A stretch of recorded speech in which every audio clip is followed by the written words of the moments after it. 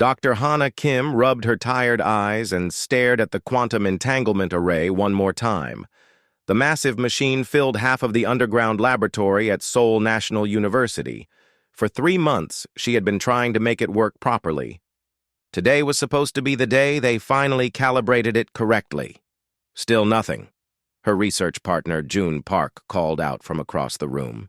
He was hunched over a computer screen, watching streams of data flow past. The quantum pairs are stable, but we're not getting any meaningful signals. Hana sighed and walked over to the main control panel. The array was her life's work. She had spent 5 years designing it and 2 more years building it. The idea was simple in theory, but incredibly difficult in practice. By creating quantum-entangled particles and separating them across vast distances, they could send messages instantly across space. No more waiting years for radio signals to travel between star systems. Let me try adjusting the frequency modulation, she said, turning several dials on the control panel. Maybe we're not tuned to the right range. The laboratory hummed with electrical energy.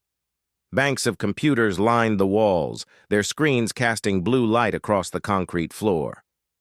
This deep underground, they were protected from most interference. The university had built this lab specifically for quantum research, hoping to make breakthrough discoveries that would change humanity's future. June stretched and yawned. We've been at this for 14 hours straight. Maybe we should take a break. Just one more test, Hana replied. She had said the same thing 6 times already that day, but she could feel they were close to something important. The mathematics all checked out. The equipment was working perfectly. There had to be something they were missing. She activated the quantum array and watched the readouts carefully. Energy levels were normal. Particle alignment was correct. The entangled pairs were stable across the test distance of 50 kilometers. Everything looked perfect. Then something strange happened. The computer screens flickered. For just a moment, the random quantum noise disappeared and was replaced by something else. Patterns, mathematical sequences, star coordinates. The data was complex and organized, unlike anything their equipment should be receiving. June, are you seeing this? Hana called out, her voice excited. June looked up from his coffee cup and squinted at his screen. What am I looking at? This doesn't look like quantum noise. That's because it's not noise, Hana said, her heart racing. This is a signal, an actual message. The patterns continued for exactly 17 minutes and 32 seconds, then stopped abruptly. The screens returned to their normal display of random quantum fluctuations. But Hana had recorded everything. Over the next several hours, they played back the recording dozens of times. The message was clearly artificial. It contained mathematical formulas that were far more advanced than anything humans had developed. The star charts showed precise coordinates for locations throughout the galaxy. Most mysteriously, the entire transmission was wrapped in what appeared to be temporal signatures. This has to be from another civilization, June said, staring at the data. But how did our equipment pick it up? We're not even connected to any receiving arrays. Hana frowned as she studied the quantum readings. I think our calibration signals might have created some kind of resonance. When we sent out our test pulses, maybe we accidentally connected with whatever sent this message. But who would send? Mathematical formulas and star charts? And why to us? That question bothered Hana more than she wanted to admit. The message was clearly not random. Someone or something had put enormous effort into creating it. The mathematics alone represented centuries of advanced research, but it seemed to be directed at receivers who already understood quantum entanglement technology far better than humans did. 3 days later, as they were preparing to report their discovery to the university administration, something even stranger happened. They received another transmission. This time, Hana was ready. She had modified the quantum array to better detect the unusual signals. When the patterns began appearing on her screens, she noticed something that made her blood run cold. The message was different from the first one. Not completely different, but changed in subtle ways. Some of the mathematical formulas had been simplified. Several of the star charts now included annotations in what looked like basic geometric symbols. It was as if whoever sent the message knew that the first transmission had been too complex. "It's adapting," she whispered to June. "The message is learning from our responses." "That's impossible," June replied, but his voice was uncertain. "Messages don't learn. They're just information." Hannah pointed to the screen where the new data was scrolling past. "Look at these formulas. Yesterday they used advanced quantum mathematics that we barely understand. Today, they're using simpler versions that we can actually follow. Someone is watching our responses and adjusting the message accordingly." The implications were terrifying and exciting at the same time. If the message was adapting to their level of understanding, that meant they were in active communication with whoever sent it. But it also meant that the senders were far more advanced than humanity. They could observe human responses and modify their transmissions in real time across what might be vast distances of space and time. Over the following weeks, the pattern continued. Every 72 hours, they received a new version of the message. Each time it was slightly different. The mathematics became more accessible. The star charts included more detailed annotations. New sections appeared that seemed to be instructions for building advanced technology. Hannah began to realize that they had stumbled into something far bigger than a simple scientific discovery. The messages contained information about fusion power generation that was decades ahead of human research. There were designs for faster-than-light communication systems and defensive technologies that could protect entire planets. But the most disturbing part was a series of warnings embedded throughout the transmissions. References to something called the Great Devouring. Star charts showing the movement of some kind of destructive force across the galaxy. Timeline calculations that suggested this threat was approaching their region of space. "We need help," Hannah finally admitted to June, after decoding another section of warnings. "This is beyond what the two of us can handle alone." "Who do we call?" June asked. "The government? The military? Other scientists?" Hannah stared at the latest transmission, which now included what appeared to be technical specifications for weapons systems. "I don't know. But whoever sent these messages clearly thought we needed this information urgently. The question is, were these messages meant for us, or did we accidentally intercept something intended for someone else?" That night, as Hannah lay in bed staring at the ceiling, she couldn't shake the feeling that humanity had just stumbled into a cosmic drama that had been playing out for thousands of years.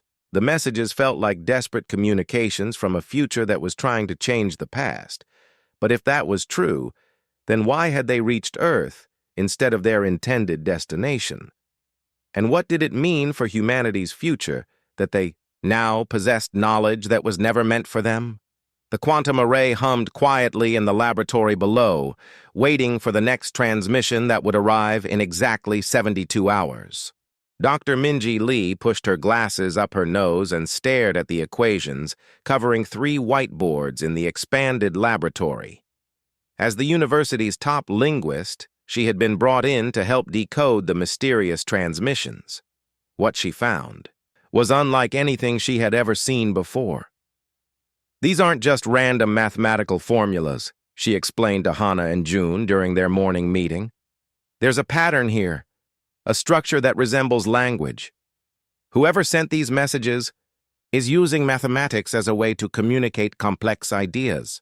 Hannah leaned forward in her chair. "Can you translate it?" "I'm trying," Minji replied, pointing to a section of equations on the middle whiteboard. "This part here seems to be instructions, step-by-step directions for building something, but the mathematics is so advanced that I need help understanding what they're actually describing." That was when Do-Yun Choi joined their team. As Seoul National University's leading computer scientist, he brought something they desperately needed: the ability to process massive amounts of data quickly. Within a week, he had created an artificial intelligence system designed specifically to analyze the alien transmissions. "The AI is finding patterns we missed," Do-hyun announced during their second week of expanded research. Look at this. He projected the latest analysis onto the main screen. The seemingly random parts of the message now showed clear structure. Temporal signatures, timestamps, coordinate systems that used galactic positioning rather than Earth-based measurements. This message isn't just from somewhere else, Do-hyun continued, his voice filled with excitement and worry. It's from someone else. The AI calculates that these transmissions were sent from the year 8847 CE. The room fell silent. June was the first to speak. That's over 6,000 years in the future. But there's more, Do-hyun said, adjusting the display. The original target date for these messages was 5132 CE. They were supposed to arrive over 3,000 years from now. Something went wrong with the temporal transmission. The messages drifted through time and ended up reaching us instead. Minji studied the new data with growing amazement. So we're reading mail that was meant for people who won't be born for millennia. The implications of this discovery changed everything. The team realized they were dealing with time travel technology that was beyond human understanding. Someone in the far future had sent warnings back through time, but those warnings had arrived at the wrong time period entirely. As they continued decoding the messages, the true scope of the information became clear. The mathematical sections contained detailed instructions for building fusion reactors that could power entire cities.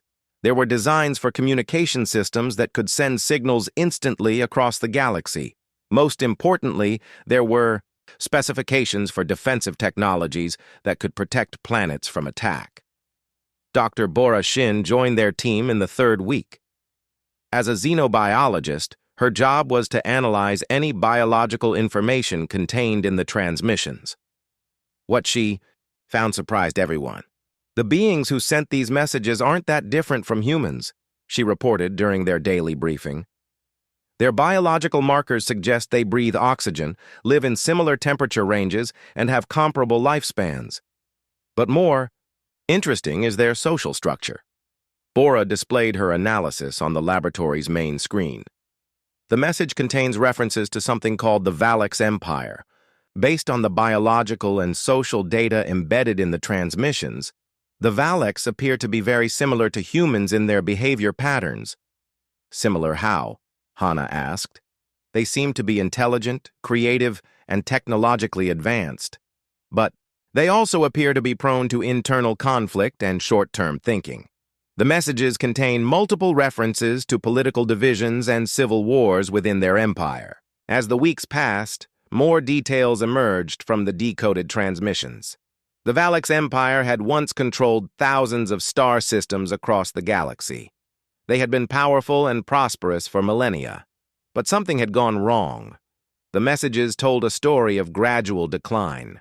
The Valix had become overconfident in their success. They had stopped innovating and started relying on ancient technologies. Political divisions had weakened their unity. By the time they realized the danger they faced, it was almost too late. That danger had a name: the Great Devouring. Minji was the first to fully decode the sections about this threat. The Great Devouring was described as an extragalactic force that consumed entire civilizations.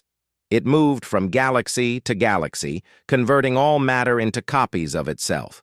Organic life, planets, even stars were consumed and transformed into more of the devouring force.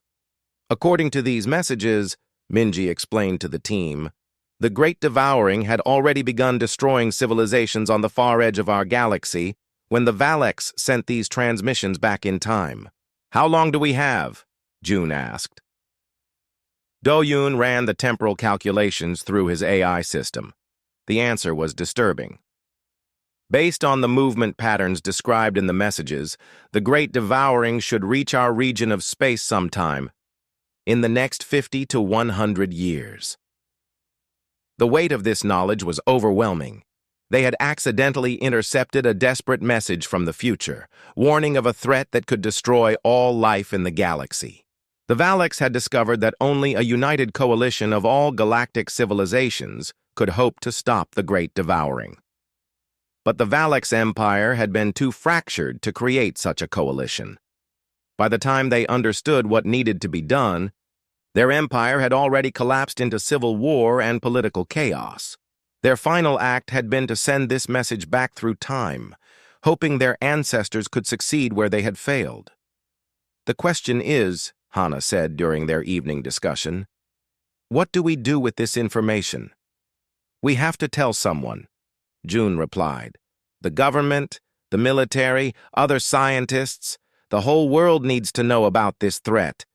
But Minji shook her head. "Look at what happened to the Valaks. They were an advanced galactic empire, and they couldn't unite their own people against this threat. What makes us think that humanity, which can barely agree on anything, will be able to create a galactic coalition?" Bora had been quiet during most of these discussions, but now she spoke up. "Maybe that's exactly why the messages reached us, instead of the Valaks. Maybe the universe needs someone different to handle this crisis." Do-hyun nodded slowly. "The AI has been analyzing human behavioral patterns compared to the Valaks data.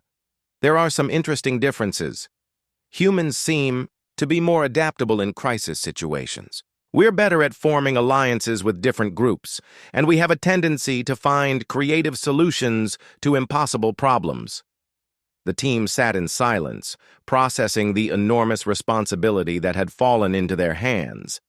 They possessed knowledge of advanced technologies that could revolutionize human civilization. They knew about a cosmic threat that could destroy all life in the galaxy, and they had perhaps 50 years to prepare for something that an entire galactic empire had failed to stop. "There's one more thing," Do-hyun said quietly. "The AI detected something else in the temporal signatures. These messages weren't just sent once. The Valaks tried multiple times to reach their ancestors. But all of their attempts ended up here, in our time period, with us." "What does that mean?" Hannah asked. "I think it means we weren't an accident," Do-hyun replied. "I think somehow the universe intended for us to receive these messages. The question is, what are we going to do about it?"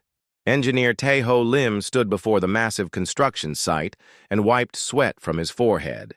6 months had passed since the team had decided to act on the information from the Valaks messages, now in a secret facility built deep in the mountains. Outside Seoul, humanity's first fusion reactor based on alien technology was taking shape. "The containment field generators are online," his assistant reported through the radio. "Power levels are stable across all sectors."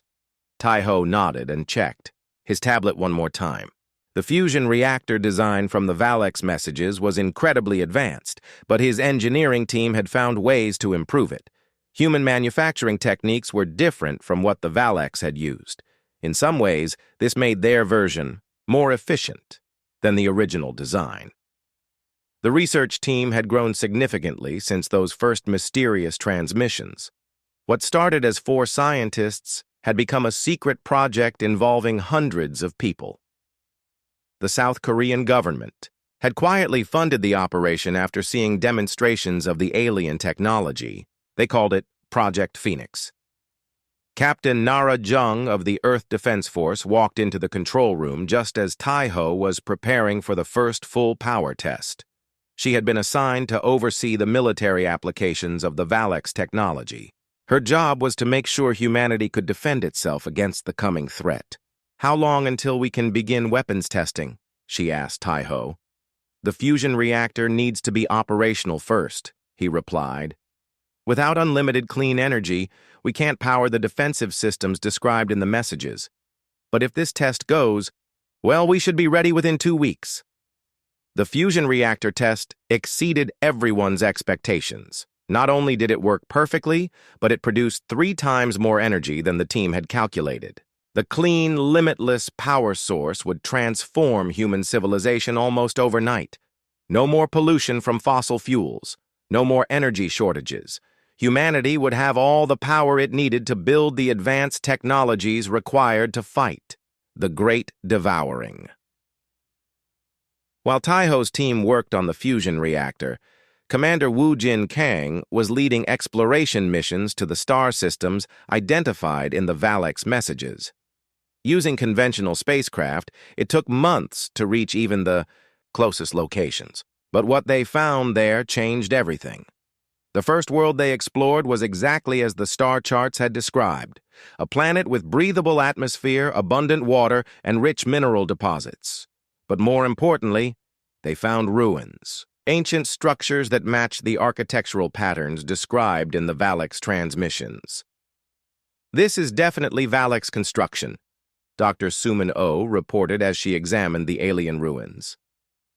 As the team's archaeologist, she had become an expert on Valek's culture based on the information in the messages. These buildings are thousands of years old, but the technology is still partially functional. Wu Jin's exploration team discovered 3 habitable worlds within 50 light-years of Earth. Each planet showed evidence of previous Valek's occupation. The ruins told a story of gradual abandonment. The Valeks had once controlled this entire region of space, but they had slowly retreated as their empire declined. The most significant discovery came on the 3rd world they explored. Suman's archaeological team found a partially intact Valek's data archive. When they connected it to their portable computers, they gained access to thousands of years of Valek's history. The empire was massive, Suman reported during their video conference with Earth. At its peak, the Valeks controlled over 10,000 star systems. They had incredible technology and seemed to live in peace and prosperity for millennia. "What went wrong?" Hana asked from the main laboratory on Earth. "Pride and complacency," Suman replied. "The Valeks became so successful that they stopped trying to improve. They relied on ancient technologies instead of developing new ones. When challenges arose, they couldn't adapt quickly enough."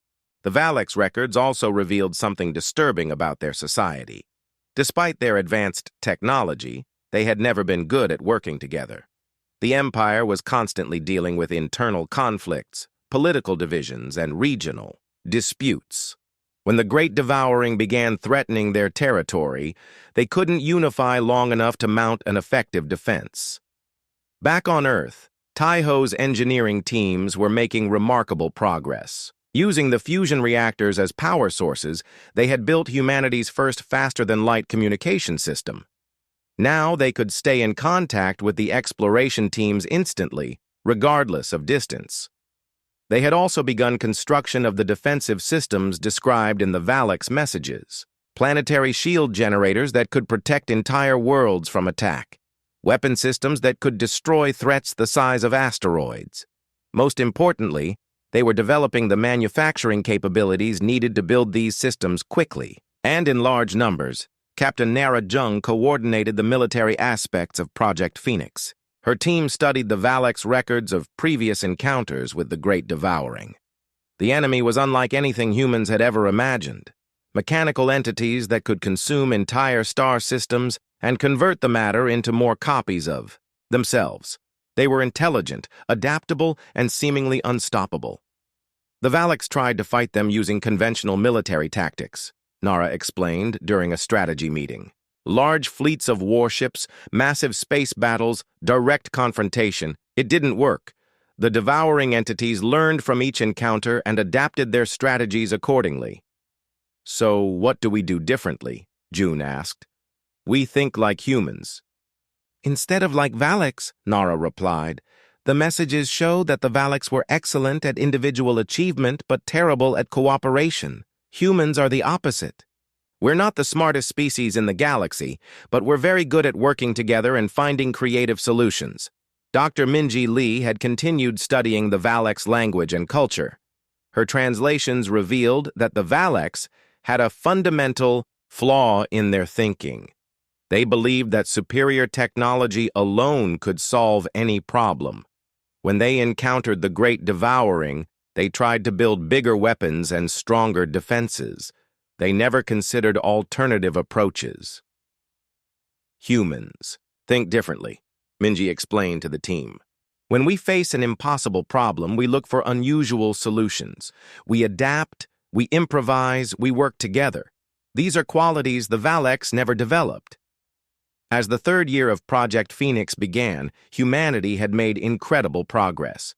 They had unlimited clean energy, faster-than-light communication, and the beginnings of an effective defense system. More importantly, they had learned from the Valeks Empire's mistakes. But time was running short. The latest calculations showed that the Great Devouring was moving faster than originally predicted. They had perhaps 20 years before it reached their region of space. 20 years to prepare for a threat that had destroyed the most advanced civilization in galactic history.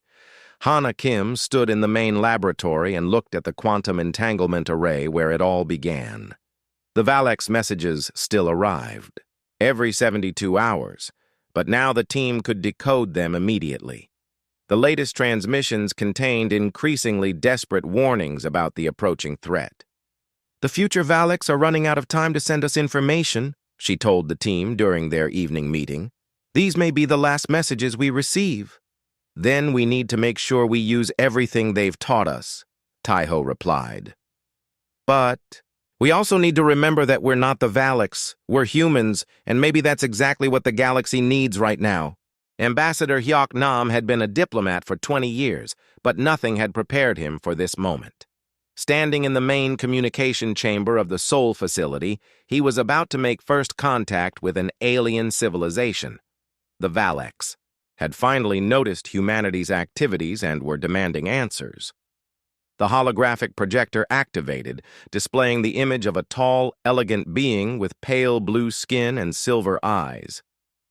This was Overlord Thekmor, one of the last rulers of the Valeks Empire. His expression was cold and angry as he spoke through the translation system. "Primitive humans," Thekmor's voice echoed through the chamber. "You have stolen what belongs to us. The messages from our future were meant for the Valeks people, not for your undeveloped species. You will return our inheritance immediately." Hayek remained calm despite the insult. His years of diplomatic training had taught him to stay patient even in difficult situations. "Overlord Thekmor, we intercepted the messages by accident. We meant no harm to your people. Perhaps we can work together to address the threat described in those transmissions." "Work together?" Thekmor laughed, and the sound was not pleasant. "Your species has barely left your home planet. You know nothing of galactic politics or warfare. The Valeks Empire has controlled this region of space for over 5,000 years. We do not need help from primitives." Behind Hayek, Dr. Yunji. Ryu was quietly analyzing the Valeks technology visible in the transmission. As Project Phoenix's leading technology expert, she had studied every piece of Valeks equipment they had discovered. What she was seeing now worried her greatly. After the communication ended, Yunji shared her concerns with the team. "Their technology is inferior to what we've built using their own future messages," she reported. "The Valeks have been declining for much longer than we realized.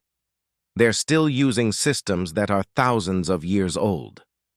"How is that possible?" Hana asked. "They're supposed to be an advanced galactic civilization." "They were advanced," Yunji replied. "But they stopped innovating centuries ago. They've been coasting on their ancestors' achievements instead of developing new technologies. Meanwhile, we've been improving on their designs and creating new solutions they never considered." This revelation changed everything the team thought they knew about the Valeks Empire. The messages from the future had described a powerful civilization that had fallen to the Great Devouring. But the reality was different. The current Valeks were already a shadow of their former selves, weak and divided. Over the following weeks, more Valeks ships arrived in Earth's solar system. They positioned themselves around the outer planets and began scanning human activities. Their demands became more aggressive. They wanted not just the return of the future messages, but access to all the technology humanity had developed. Colonel In-Ho Pei, Project Phoenix's military strategist, studied the Valeks fleet carefully. His analysis was both reassuring and troubling. Their ships are large and intimidating, but the technology is outdated. Our fusion-powered vessels could probably outfight them, but that's not the real problem. What's the real problem? Captain Narajung asked. The Great Devouring is already here, Inho replied grimly. Our long-range sensors have detected the destruction of several star systems on the far edge of the galaxy. The mechanical entities are consuming everything in their path and moving in our direction. The timeline had accelerated dramatically.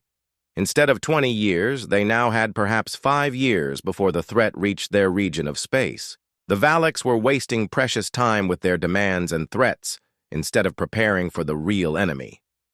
Dr. Bora Shin had been studying the biological data from recent Valaks transmissions. Her findings revealed the true extent of their civilization's decline. The Valaks population has dropped by 90% over the last 1,000 years, she reported. They're not just technologically stagnant, they're literally a dying species. Why? Minji asked. What happened to them? Success happened. To them, Bora replied. They became so comfortable with their dominance that they stopped adapting. Their birth rates dropped. Their creativity disappeared. They became prisoners of their own perfection. The team faced a terrible moral dilemma. The Valaks were demanding the return of their future messages and the technology humanity had developed. They claimed ownership of everything Project Phoenix had accomplished, but giving the technology to a dying, stagnant civilization would likely doom the galaxy to the Great Devouring. President Young-ho Kim had been briefed on the situation and was struggling with the decision. As the leader of South Korea, he had initially supported Project Phoenix as a way to advance human civilization. Now he was being asked to make choices that would affect the entire galaxy. What do our allies think? He asked during a secure video conference with the team leaders. We've shared some information with the United States, European Union, and other major powers, Hyok reported. Most world leaders are still trying to understand the scope of the situation, but there's growing consensus that humanity cannot simply surrender this technology to the Valaks. The moral arguments were complex. The Valaks had a legitimate claim to the messages that were originally sent to them, but they also seemed incapable of using that information effectively. Their empire was fractured, their technology was declining, and their society was collapsing. Meanwhile, humanity had proven capable of not just using the Valaks technology, but improving upon it. Human engineers had made the fusion reactors more efficient. Human scientists had developed new applications for the communication systems. Human strategists had identified weaknesses in the Great Devouring that the Valaks had missed. Do-Hyun's artificial intelligence system had been analyzing all available data about galactic civilizations. Its conclusions were startling. Based on historical patterns, species that achieve galactic dominance typically become stagnant within a few thousand years. The Valaks followed this pattern exactly. They stopped innovating, stopped exploring, stopped growing. What makes humans different? Hana asked. Humans are still young and adaptable, the AI responded through its speakers. You have not yet achieved the level of success that leads to stagnation. More importantly, human civilization is built on diversity and cooperation between different groups. This makes you more resilient than species that achieve unity through uniformity. As the deadline for their decision approached, more evidence accumulated against returning the technology to the Valaks. Exploration teams had discovered additional Valaks worlds, all showing the same pattern of decline and abandonment. The empire that had once controlled thousands of systems now barely managed a few dozen. The final factor in their decision came from an unexpected source. The quantum entanglement array received one last transmission from the future Valaks. But this message was different from all the others. Instead of technical information or warnings, it contained a simple statement. We were wrong to believe that our species deserved to inherit our own future, the message read. Perhaps it is better that our warnings reached those who still have the strength to act upon them. Do what we could not. Unite the galaxy and stop the devouring. The future depends on your success, not ours. The future Valaks themselves were telling humanity to keep the technology and use it as they saw fit. It was the permission they needed to make the difficult choice. President Kim announced the decision in a closed session with world leaders. Humanity will not return the alien technology to its original owners. Instead, we will use it to defend our galaxy against the approaching threat. We will become the coalition that the Valaks Empire failed to create. When Overlord Thekmor received this news, his response was swift and predictable. The Valaks Empire declared war on humanity, viewing the decision as the ultimate insult to their pride and authority. But as the first battles began, it became clear that the war would not go as the Valaks expected. Admiral Kyung-hee Cho stood on the bridge of the Earth Defense Force flagship Phoenix Rising as it prepared for humanity's first interstellar battle. The ship was a marvel of human and Valaks technology combined, powered by fusion reactors and equipped with weapons that could destroy asteroids. But she knew that winning this war would require more than superior firepower. The Valaks fleet had positioned itself near Jupiter, clearly expecting an easy victory over the primitive humans. Overlord Thekmor had brought 50 warships, each one larger than anything humanity had ever built. But size and age did not always equal effectiveness. "All ships report ready for combat," her communications officer announced. "The combined fleet includes vessels from 12 different nations." Kyung-hee smiled at that report. Unlike the Valaks, who struggled to cooperate even within their own empire, humanity had quickly formed a unified space defense force. Ships from South Korea, the United States, China, Russia, and 8 other countries were working together seamlessly. The battle began at dawn, Earth time. The Valaks opened fire first, sending massive energy beams toward the human ships.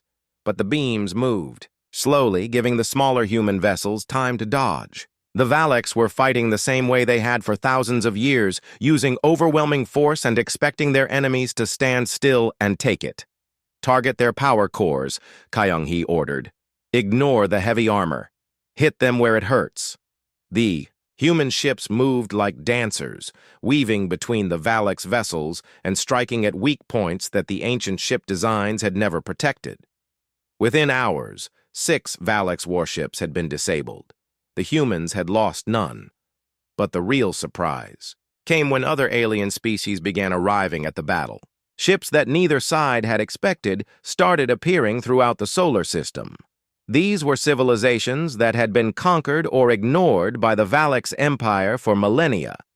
Dr. Ji-won Song, now serving as humanity's chief scientist aboard, the Phoenix Rising, analyzed the newcomers' technology as they joined the battle.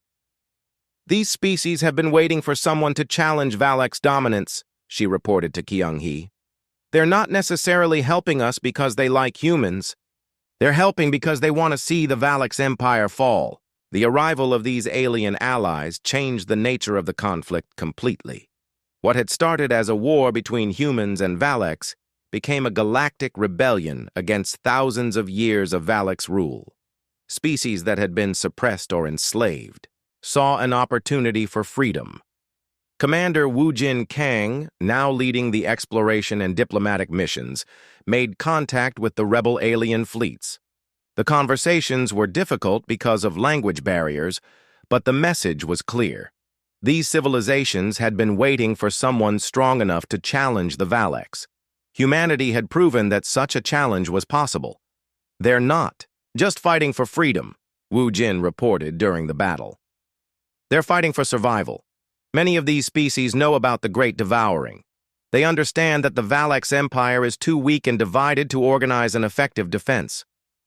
The war lasted 3 months and ended with the complete defeat of the Valaks fleet. But the victory was bittersweet. Overlord Thekmor's final transmission before his flagship was destroyed contained a warning that made everyone uncomfortable. "You primitives have no idea what you've started. he said, his image flickering on the communication screen. The galaxy is not ready for human leadership. You will destroy everything you touch, just as you have destroyed your own planet's environment. The great devouring will find you unprepared, and all will be lost because of your arrogance. After the battle, the rebel alien fleets did not immediately return to their home systems. Instead, they remained in human space, waiting to see what humanity would do next.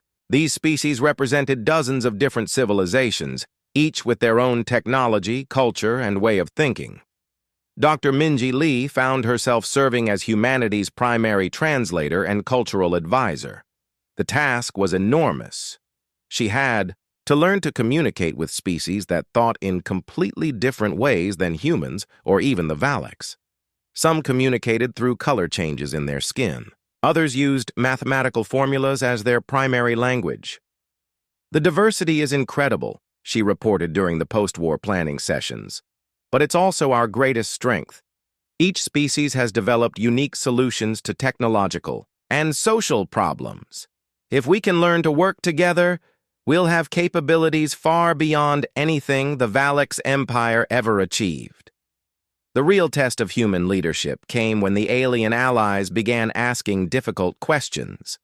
They wanted to know if humanity would become another dominating empire like the Valaks, or if they would create something different. The answers would determine whether the Galactic Coalition could hold together long enough to face the Great Devouring. President Kim addressed these concerns in a speech broadcast throughout the galaxy. Humanity does not seek to rule over other species, he declared. We seek to work with them. Each civilization brings unique strengths to our alliance. Together, we are stronger than any single empire could ever be. But words were easier than actions. The practical challenges of managing a galactic coalition were enormous. Different species had conflicting needs for atmosphere, gravity, and nutrition. Their social structures varied from hive minds to radical individualism. Some communicated faster than light, while others needed days to make simple decisions. Dr. Jiwon Song's research teams worked around the clock to find technological solutions to these problems. They developed universal translation systems, modular habitat designs, and communication networks that could adapt to different thinking speeds. But the most important breakthrough was philosophical rather than technical. We're not trying to make everyone the same, Jiwon explained during a coalition planning meeting. We're trying to make our differences into advantages. When the Great Devouring arrives, it will face not one uniform defense, but dozens of different approaches working together. The coalition's first major project was the construction of early warning systems throughout the galaxy. Using technology shared by all member species, they created a network of sensors that could detect the Great Devouring from vast distances. The information would give them time to prepare defenses and evacuate civilian populations. The second project was more ambitious, the development of new weapons and defense systems specifically designed to counter the Great Devouring's adaptive abilities. The mechanical entities learned from every encounter, becoming more effective with each battle. The coalition's solution was to create defenses that were constantly changing and evolving. But as the coalition grew stronger, troubling news arrived from the galaxy's edge. The Great Devouring had accelerated its advance. Entire sectors were being consumed faster than anyone had predicted. The mechanical entities seemed to have learned something new, making them more efficient at converting matter and energy. We have 18 months, reported the coalition's military command. Maybe less. The Devouring will reach our defensive perimeter much sooner than originally calculated. The coalition faced a terrible choice.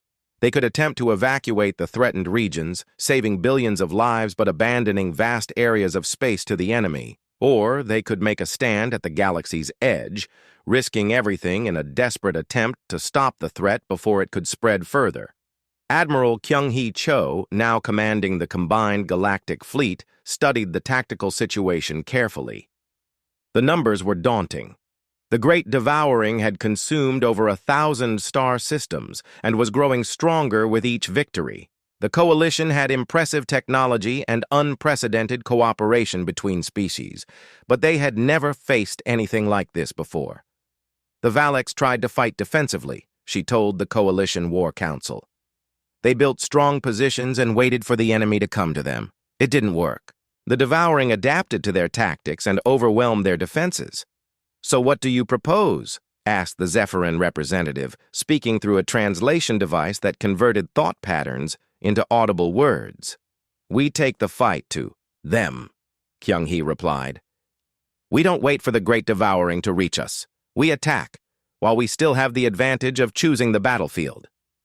The decision to launch a preemptive strike against the Great Devouring was not made lightly. It meant committing the entire coalition to a single, desperate gamble. If they failed, there would be no second chance. But if they succeeded, they might be able to stop the threat before it consumed the entire galaxy. As the combined fleet prepared for the most important battle in galactic history, Hana Kim stood in the quantum laboratory where it all began. The entanglement array was still receiving occasional transmissions from the future, but now they contained only silence. The future Valaks had run out of warnings to send. "It's up to us now," she told her original research team, who had all become leaders in the coalition effort. "Whatever happens next, we'll face it together." Fleet Admiral Sang-Yun Lee stood in the command center of the massive space station that served as the coalition's mobile headquarters.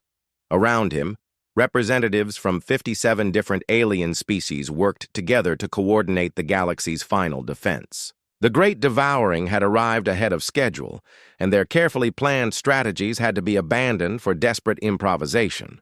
The mechanical entities were unlike anything the coalition had imagined.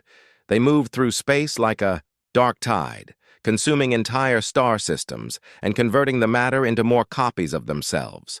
Each entity was the size of a small moon, covered in adaptive armor that learned from every weapon fired at it. Worse yet, they seemed to share information instantly across vast distances. "The Valaks records didn't prepare us for this," reported Captain Nara Jung from the front lines.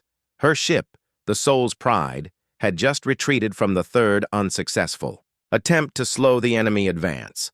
"These things adapt faster than we can modify our weapons. Every tactic we try works once, maybe twice, then becomes useless."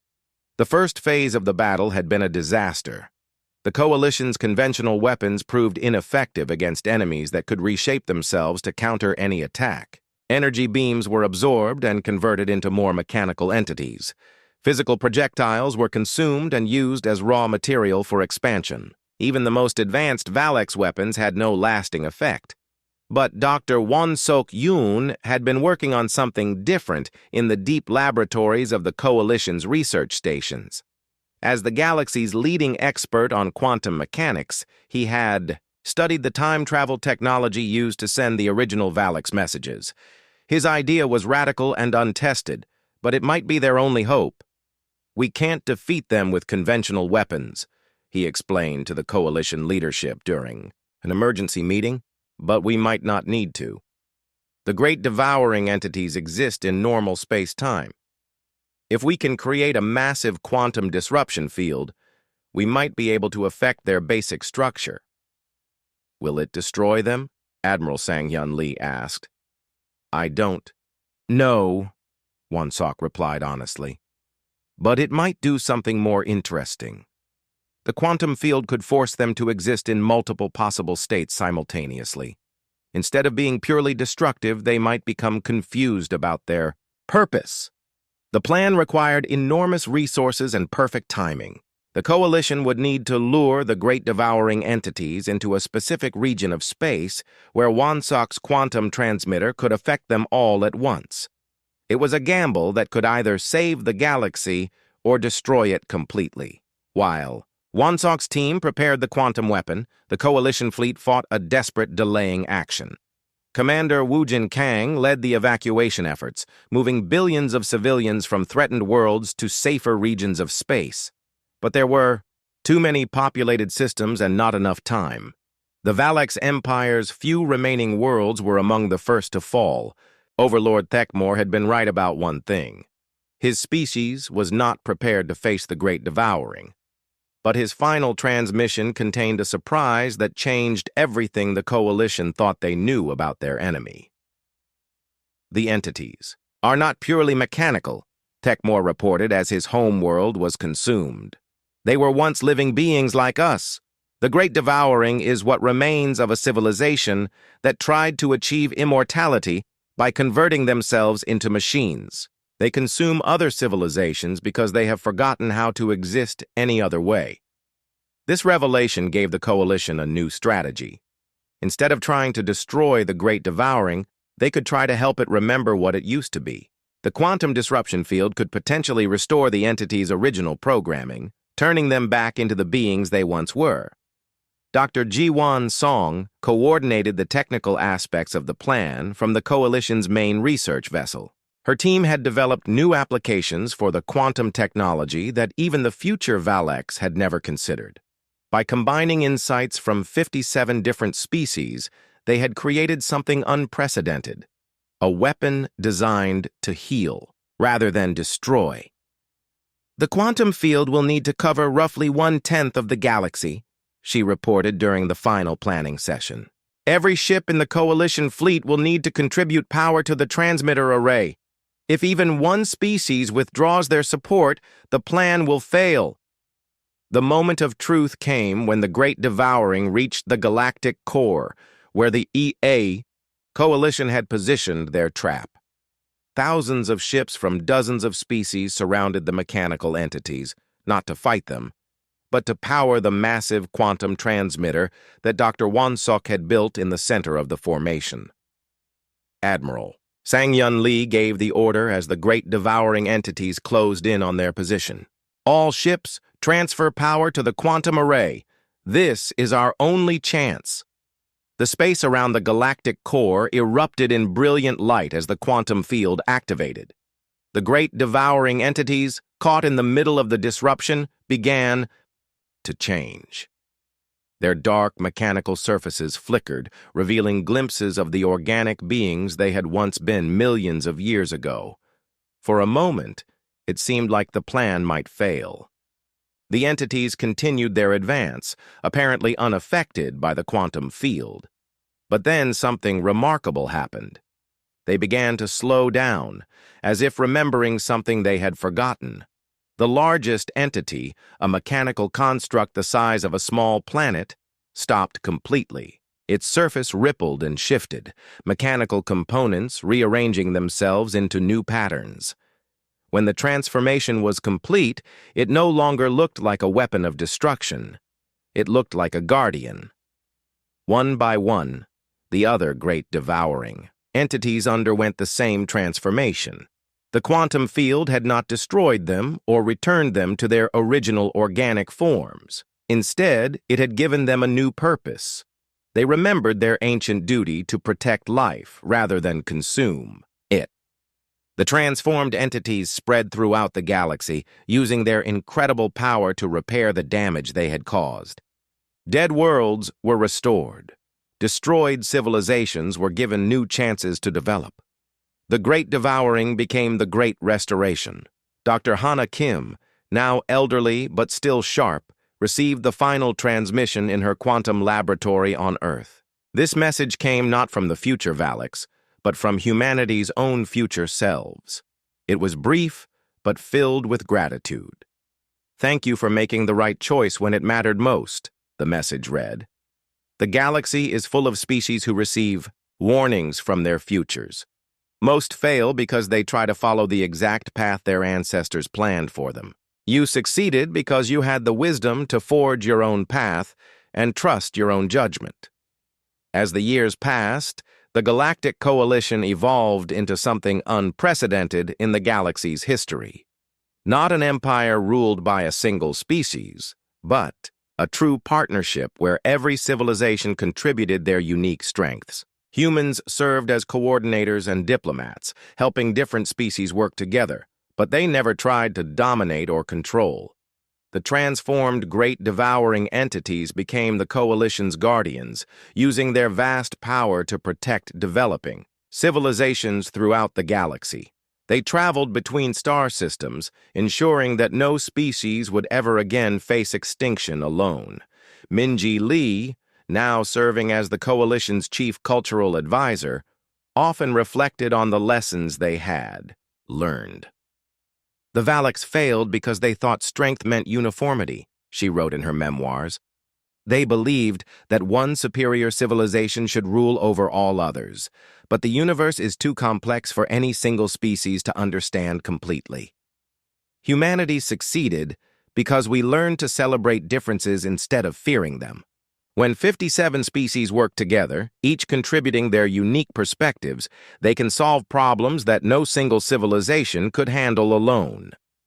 The story of humanity's accidental interception of the Valaks messages became legend throughout the galaxy.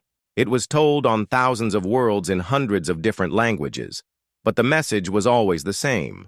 Sometimes the greatest victories come from the most unlikely sources.